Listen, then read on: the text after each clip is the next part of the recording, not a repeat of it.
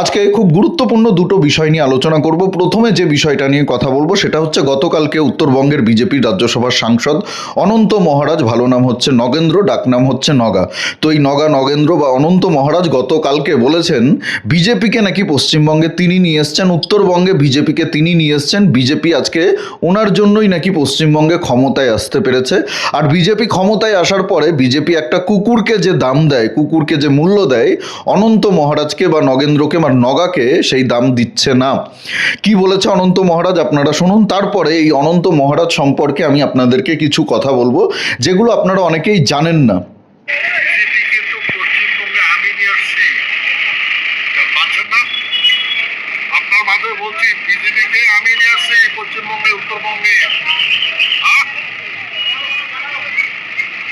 সরকার হয়েছে আমাকে কুত্তাকে পুষে আমাকে পুষে না। দুদিন আগে এই অনন্ত মহারাজ নগেন্দ্র বলেছিল প্রধানমন্ত্রী মোদিজি নাকি তাকে পশ্চিমবঙ্গের মুখ্যমন্ত্রী হওয়ার অফার দিয়েছিল, প্রস্তাব দিয়েছিল, তিনি রাজি হননি। আমি সেই বিষয়ে কোনো মন্তব্য করিনি, কিন্তু আজকে এই কথাগুলো শোনার পরে আমার মনে হলো যে না, এই বিষয়টা নিয়ে কথা বলা উচিত। আপনারা অনেকেই হয়তো এই অনন্ত মহারাজকে চেনেন না, উত্তরবঙ্গের মানুষ খুব ভালো করে চেনে।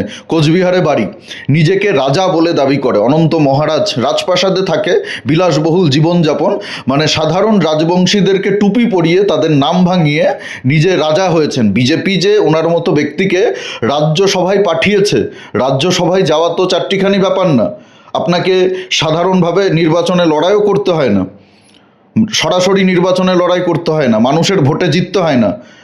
পার্টি আপনাকে নমিনেট করে পাঠিয়ে দেয়, পার্টি নমিনেশন দেয়, আপনি রাজ্যসভায় পৌঁছে যাবেন।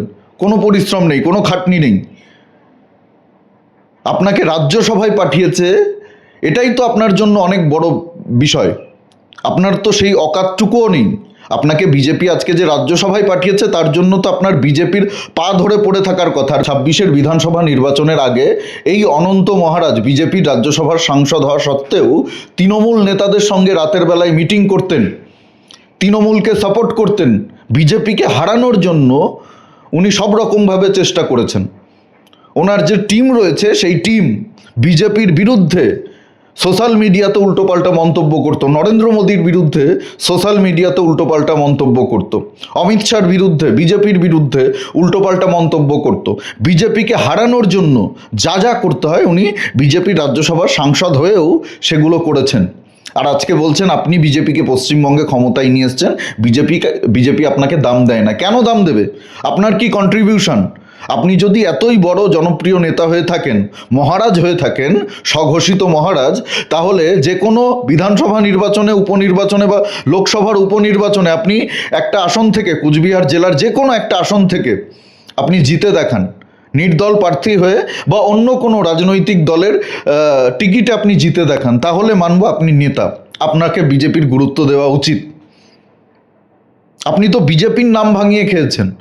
বিজেপি আপনাকে রাজ্যসভায় পাঠিয়ে দিয়েছে, সবাইকে রাজ্যসভায় বিজেপি পাঠায় না। বিজেপি কেন, কোনো দলই যাকে তাকে রাজ্যসভায় পাঠায় না, পার্টির সেই পুরনো কর্মী না হলে।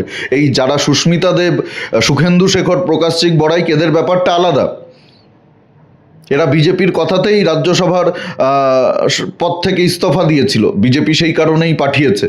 কিন্তু আপনার ব্যাপারটা তো সেরকম না, আপনাকে বিজেপি রাজ্যসভায় পাঠিয়েছে, এটা তো আপনার 14 পুরুষের ভাগ্য। আপনি যে 2 নম্বরই লোক সেটা উত্তরবঙ্গের যারা বিজেপি করেন তারা খুব ভালো করে জানে। আপনার থেকে মনীন্দ্র বর্মনের মতো রাজবংশীদের কন্ট্রিবিউশন অনেক বেশি বিজেপিকে ক্ষমতায় আনার পেছনে। আপনার কোনো কন্ট্রিবিউশন নেই। আপনি তো মমতা বন্দ্যোপাধ্যায়ের সঙ্গে একই মঞ্চে বসে পুরস্কার নিতেন মমতা বন্দ্যোপাধ্যায়ের হাত থেকে। তৃণমূল নেতাদের সঙ্গে আপনার খুব ভালো খাতির ছিল, উদয়ন গুহর সঙ্গে আপনার খুব ভালো খাতির ছিল।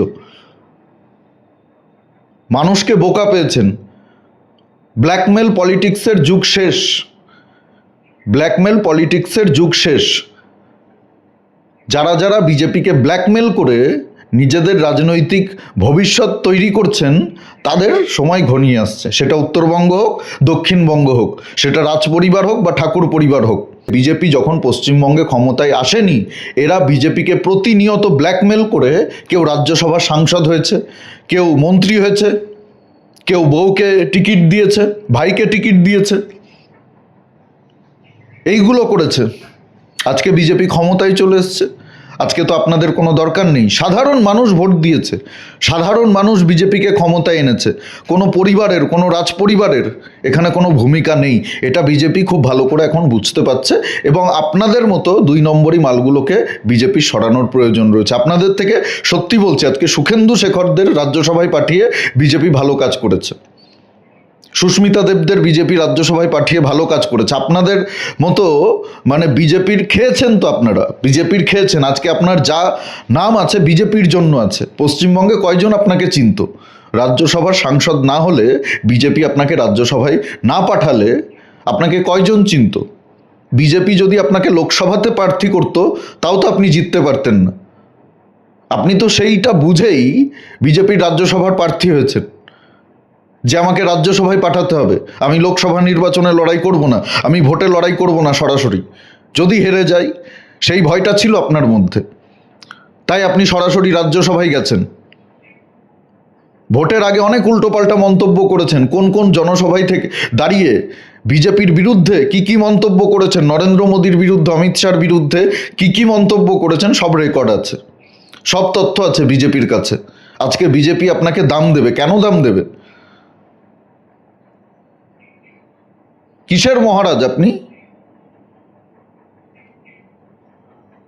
যাই হোক, দ্বিতীয় যে বিষয়টা নিয়ে আলোচনা করব একটু, সেটা হচ্ছে গতকালকে অভিষেক বন্দ্যোপাধ্যায়ের যে অফিস ডায়মন্ড হারবারে, সেই অফিস ভাঙচুর করে দিয়েছে প্রশাসন, বুলডোজার চলেছে।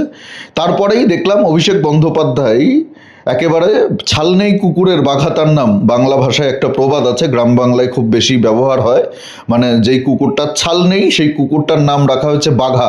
তো অভিষেক বন্দ্যোপাধ্যায়ের তো বর্তমানে এই অবস্থা, দলের নেতারা ছেড়ে চলে যাচ্ছে, দল ছেড়ে পালিয়ে যাচ্ছে, দলটা প্রায় শেষ হয়ে গেছে। যাদেরকে টিকিট দিয়েছিল তারাই আজকে তৃণমূল ছেড়ে চলে যাচ্ছে। অভিষেক বন্দ্যোপাধ্যায় গতকালকে তার অফিস ভাঙার পরে মিডিয়াতে এসে বলছে 31-এ ক্ষমতায় আসার পরে আমরা বিজেপির কোনো পার্টি অফিস রাখবো না পশ্চিমবঙ্গে। ভাবুন কত বড় সাহস, কত বড় স্পর্ধা। গলা পর্যন্ত জলে ডুবে রয়েছে। তারপরে বিজেপিকে হুমকি দিচ্ছে। বিজেপিকে হারানোর ক্ষমতা তৃণমূল কংগ্রেসের নেই, সিপিএমের নেই। বিজেপিকে যদি কেউ হারাতে পারে তাহলে সেটা বিজেপি। বিজেপিকে একমাত্র বিজেপি হারাতে পারে, অন্য কেউ বিজেপিকে হারাতে পারবে না। তৃণমূল কংগ্রেস তো একেবারেই পারবে না। মমতা বন্দ্যোপাধ্যায়, অভিষেক বন্দ্যোপাধ্যায় এটা খুব ভালো করেই জানে। এখন মাথা খারাপ হয়ে গেছে তো। এরপরে দলের যে ফান্ড রয়েছে, 1000 কোটি টাকার ফান্ড, সেই ফান্ডও হয়তো থাকবে না হাতে, মমতা বন্দ্যোপাধ্যায়, অভিষেক বন্দ্যোপাধ্যায়ের হাতে থাকবে না। তারপরে এই উপাসনা টুপাসনা এরাও থাকবে না। এরা তো মৌমাছির মতো ভিন ভিন করছে এটার জন্যই, যে মালকড়িগুলো পড়ে রয়েছে সেটা খাবো, এই জন্যই তো পড়ে রয়েছে। এরপরে এদেরকেও পাবেন না। কদিন আগে যেরকম মদন মিত্র ছিল, সায়নী ঘোষ ছিল, এরাও সরে পড়েছে। আগামী দিনে এরাও সরে পড়বে, দেখবেন, মিলিয়ে নেবেন আমার কথা। তো ভাইপোকে বলবো বেশি লাফালাফি করতে না, বেশি বড় বড় কথা বলতে না করব। ডিম খেয়েছে, পচা ডিম, এরপরে জেলের ভাত খেতে হবে, অপেক্ষা করো। বিদেশে পালানো সমস্ত রাস্তা বন্ধ, বিদেশেও পালাতে পারবে না, জেলের ভাত খেতে হবে। জেলের ভাত তো কোনো দিন খাওনি, জেলের ভাত খেলে তারপরে বুঝতে পারবে মাসে কয়টা দিন যায়, সপ্তাহে কয়টা দিন যায়। সোনার চামচ মুখে নিয়ে রাজনীতি করা আর ক্ষমতা থেকে সরে যাওয়ার পরে রাজনীতি করা, দুটোর মধ্যে আকাশ পাতাল তফাৎ আছে, এটা মাথায় রাখতে হবে। যাই হোক, এই বিষয়ে আপনাদের কি মন্তব্য অবশ্যই কমেন্ট সেকশানে জানাতে ভুলবেন না। আর যদি আপনারা আমার সঙ্গে সহমত হন, আমার কথাগুলো যদি ভালো লাগে, অবশ্যই প্রচুর পরিমাণে ভিডিওটি শেয়ার করুন, লাইক করুন। আর জাগরণ বাংলা ইউটিউব চ্যানেলে নতুন হলে অবশ্যই চ্যানেলটি সাবস্ক্রাইব করে পাশে থাকুন, পাশের বেল আইকনটি প্রেস করে দিন। আমাদের প্রতিটি ভিডিওর নোটিফিকেশান আপনাদের কাছে সবার আগে পৌঁছে যাবে। সবাই খুব ভালো থাকুন, সুস্থ থাকুন, আশেপাশে সবার খেয়াল রাখুন। জয় হিন্দ, বন্দে মাতরম, ভারত মাতা কি জয়।